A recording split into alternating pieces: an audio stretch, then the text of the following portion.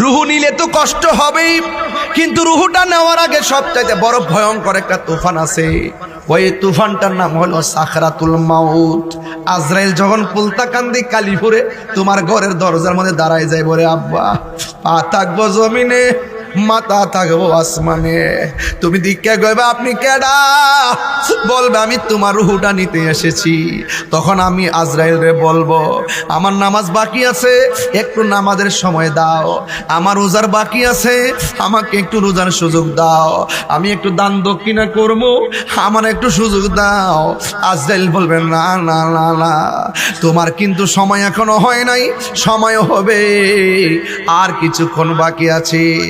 এ আমার নবী বলতেছেন, রুহু নেওয়ার সময় তো কষ্ট হবে, কিন্তু রুহু নেওয়ার আগে আজরাইল যখন সামনে দাঁড়াইব, আজরাইলরে দেখে একটা তুফান শুরু হয়ে যাইব। কিসের কিয়ামত?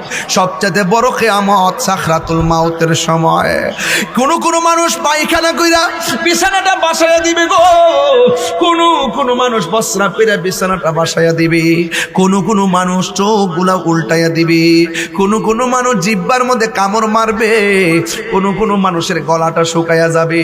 7 সমুদ্র 13 নদীর পানি মুখের মধ্যে ডাইলা দিলে পানি তৃষ্ণা মিটবে না রে আব্বা।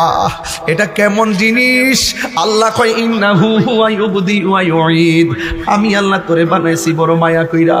ফি আইয়ি সূরাতিম মা শাআ রাক্কাবাক, ও বান্দা আমি তোরে যেমন চাইছি তেমন কইরা বানাইছি। এমন ভাবে বানাইছো আজরাইল কেন পাঠাইলা? আল্লাহ কয় পরীক্ষার জন্য শুধু আমি মরণটা দিছি।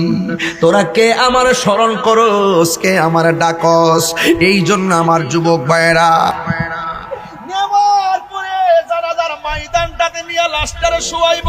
আল্লাহু আকবার।